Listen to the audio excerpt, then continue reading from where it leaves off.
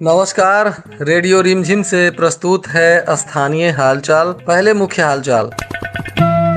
अपात्र लोगों का राशन कार्ड अभियान चलाकर किया जाएगा रद्द, जिला प्रशासन का सख्त निर्देश। अलग अलग सड़क दुर्घटनाओं में 2 अज्ञात सहित 3 लोगों की मौत। सदर अस्पताल में इलाज में हुई लापरवाही से 2 महीने के मासूम बच्ची की मौत। बाढ़ प्रभावित क्षेत्र में नाव पर बनाया जाएगा अस्पताल, स्वास्थ्य विभाग की तैयारी शुरू। अलग अलग 3 जगहों पर हुई मारपीट में कई लोग घायल। स्थानीय हालचाल के इस अंक के साथ मैं अनिकेत मिश्र। अब हालचाल विस्तार से। गोपालगंज जिला प्रशासन द्वारा अभियान चलाकर अपात्र लाभुकों के राशन कार्ड को रद्द किए जाने को लेकर जिलाधिकारी ने निर्देश जारी कर दिया है। इस संबंध में खाद्य और उपभोक्ता संरक्षण बिहार के सचिव ने भी कई निर्देश दिए हैं, जिसमें कहा गया है कि ग्रामीण और शहरी क्षेत्रों में राष्ट्रीय खाद्य सुरक्षा अधिनियम के अंतर्गत पहचान किए गए लाभुकों का अभियान चलाकर 1 माह की अवधि में सत्यापन कराया जाए। साथ ही वैसे लाभुक जिनकी मृत्यु हो गई हो और जो वर्तमान में सरकारी सेवा में हो तथा आयकर दाता हो और राशन कार्ड निर्गमन की पात्रता नहीं रखते हो, उनका राशन कार्ड जल्द से जल्द रद्द किया जाए। इसके लिए सदर अनुमंडल पदाधिकारी प्रदीप कुमार के द्वारा अनुमंडल के सभी बीडीओ, सीओ, सीडीपीओ, बीपीआरओ और एमओ को अभियान चलाकर सत्यापन कराते हुए कार्रवाई करने का निर्देश दिया गया है। साथ ही बताया गया है कि यदि कोई भी सरकारी कर्मचारी राशन कार्ड धारी बना हुआ है तो वे जल्द से जल्द अपना राशन कार्ड प्रत्यर्पण कर दें, अन्यथा ऐसे लोगों पर प्राथमिकी दर्ज कर आगे की विधि सम्मत कानूनी कार्रवाई की जाएगी। कुचायकोट थाना क्षेत्र के करमैनी मोहब्बत के पास नेशनल हाईवे पर एक अज्ञात महिला की सड़क दुर्घटना में मौत हो गई। प्राप्त जानकारी अनुसार इस महिला की पहचान नहीं हो सकी है। वहीं सूचना मिलने के बाद पुलिस ने शव को कब्जे में लेकर सदर अस्पताल में भेज दिया है, जहां पोस्टमार्टम के लिए महिला का शव रखा हुआ है और परिजनों की तलाश की जा रही है। परंतु देर शाम तक महिला की पहचान नहीं हो सकी थी। इस महिला को कोई अज्ञात वाहन ने ठोकर मार दिया था, जिससे महिला की मौके पर ही मौत हो गई थी। वहीं सदर प्रखंड के बसडीला गांव के निवासी राहुल कुमार की भी इलाज के दौरान मौत हो गई। राहुल 3 दिनों पहले सासा मूसा के पास सड़क दुर्घटना में गंभीर रूप से घायल हो गया था और गोपालगंज से डॉक्टरों ने गोरखपुर रेफर कर दिया था, जहां इलाज के दौरान मंगलवार की शाम को राहुल की मौत हो गई। सूचना मिलने के बाद परिजनों का रो रो कर बुरा हाल है और पुलिस ने शव को कब्जे में लेकर आगे की कानूनी प्रक्रिया पूरी करने के बाद परिजनों को सौंप दिया है। वहीं मोहम्मदपुर थाना क्षेत्र के मोहम्मदपुर NH 27 पर भी एक अज्ञात वाहन के चपेट में आने से एक व्यक्ति की मौत हो गई। मृतक की पहचान नहीं हो पा रही है। यहां भी मृतक का शव सदर अस्पताल में पड़ा हुआ है। पुलिस ने शव को कब्जे में ले लिया है और परिजनों की तलाश की जा रही है। प्राप्त जानकारी अनुसार इस व्यक्ति को भी अज्ञात वाहन ने ठोकर मार दिया था और मोहम्मदपुर के पास NH 27 पर मृत अवस्था में इसका शव मिला, जिसके बाद पुलिस ने शव को सदर अस्पताल में भेज दिया है और आगे की कानूनी प्रक्रिया की जा रही है।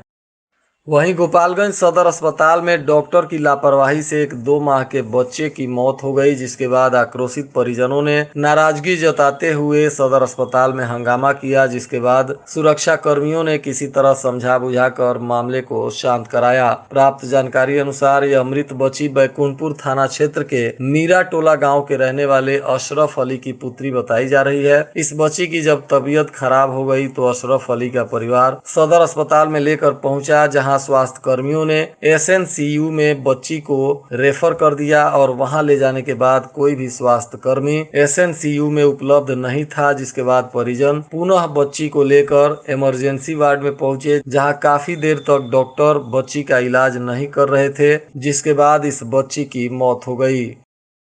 स्वास्थ्य विभाग कोरोना संकट के बाद भी संभावित बाढ़ और इससे उत्पन्न होने वाले जल जनित बीमारियों को रोकने की तैयारी में जुट गया है। बाढ़ प्रभावित इलाकों में इलाज और दवाइयां सुगमता पूर्वक उपलब्ध कराई जाए, इसके लिए स्वास्थ्य विभाग ने तैयारी शुरू कर दी है और कोरोना गाइडलाइंस के तहत मास्क, सामाजिक दूरी, सैनिटाइजर का उपयोग करते हुए लोगों को कोरोना की जाँच कराने की भी सलाह दी जा रही है। इसके लिए अब स्वास्थ्य विभाग ने नौका पर अस्थायी अस्पताल तथा औषधालय की व्यवस्था शुरू करने जा रहा है, जो बाढ़ के कारण सड़क का संपर्क टूट जाने के बाद ऐसे बाढ़ प्रभावित इलाकों में अपनी सेवाएं प्रदान करेगा।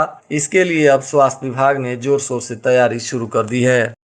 वहीं भोरे थाना क्षेत्र के नारू चकरवा गांव में गाली गलौज का विरोध करने पर कुछ लोगों ने मारपीट कर एक व्यक्ति का सिर फोड़ दिया, जिससे वह गंभीर रूप से घायल हो गया और उसको स्थानीय अस्पताल में भर्ती कराया गया। वहीं पीड़ित व्यक्ति ने 11 लोगों के खिलाफ प्राथमिकी दर्ज कराई है, जिसके बाद पुलिस मामले की तफ्तीश में जुट गई है। इस घटना में पीड़ित व्यक्ति सिंहासन राम का भतीजा बताया जा रहा है, जो स्थानीय अस्पताल में इलाजरत है और उसी के बयान पर पुलिस ने 11 लोगों को आरोपी बनाकर जांच पड़ताल शुरू कर दिया है।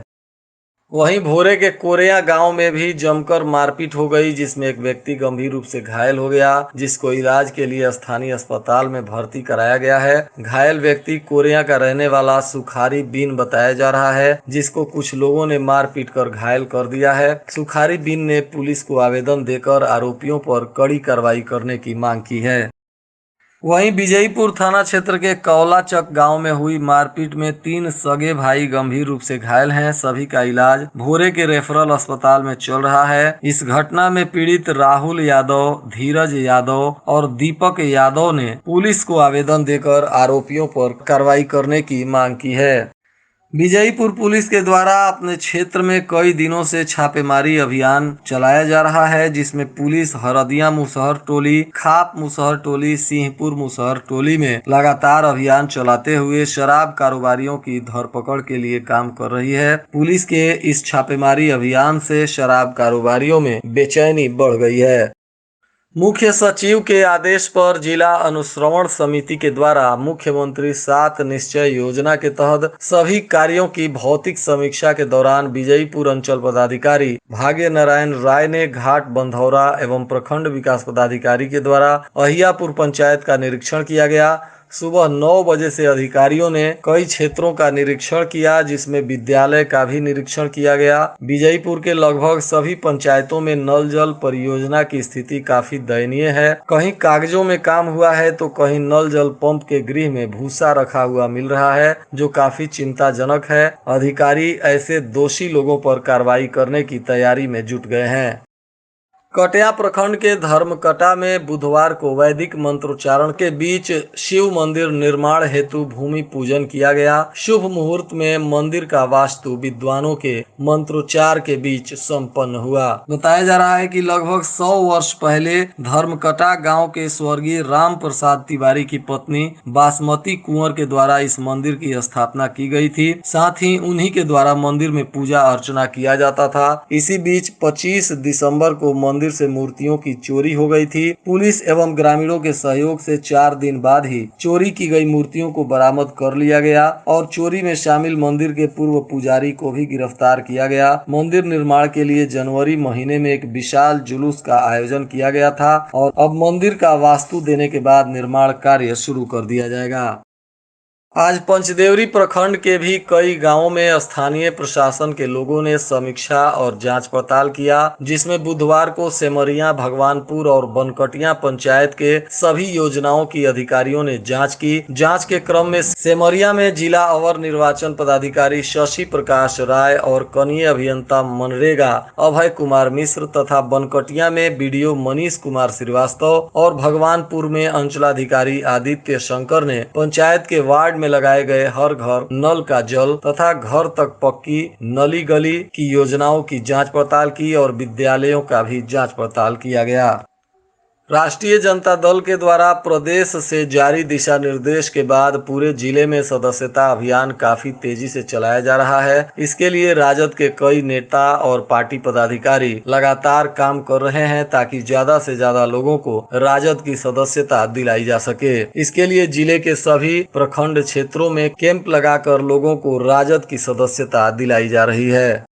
इधर सदर प्रखंड के बसडीला बौलिया धाम पर हो रहे शिव मंदिर प्राण प्रतिष्ठा रुद्र महायज्ञ में प्रतिदिन सत्संग का कार्यक्रम विधि विधान के साथ चल रहा है। व्यास पीठ से प्रिया प्रीतम किशोरी जी के द्वारा भागवत कथा सुनाई जा रही है। मंगलवार को भागवत कथा के दौरान प्रिया प्रीतम किशोरी जी ने कहा कि भागवत कथा कराने से मृत्यु के बाद प्रेत योनि में गए आत्मा को 1000 वर्षों तक भटकना नहीं पड़ता है, सीधे मोक्ष की प्राप्ति होती है। इस दौरान उन्होंने कहा कि कभी भी 4 स्थानों पर खाली हाथ नहीं जाना चाहिए। बहन के घर, मित्र के घर, गुरु के घर और भागवत कथा में भी खाली हाथ नहीं जाना चाहिए। नगर थाना क्षेत्र के कोन्हवा निवासी अनजान कुमार को कुछ लोगों ने मारपीट कर गंभीर रूप से घायल कर दिया है, जिसके बाद पीड़ित का सदर अस्पताल के इमरजेंसी वार्ड में इलाज चल रहा है। घायल युवक ने बताया कि आरोपियों से कुछ पुराना विवाद चल रहा था। इसी को लेकर अचानक आरोपियों ने हमला कर दिया और मारपीट कर गंभीर रूप से घायल कर दिया। फिलहाल घायल के आवेदन पर पुलिस मामले की तफ्तीश में जुट गई है। और आज के मौसम का तापमान गोपालगंज में न्यूनतम 27 डिग्री सेल्सियस और अधिकतम 39 डिग्री सेल्सियस रहने की संभावना है।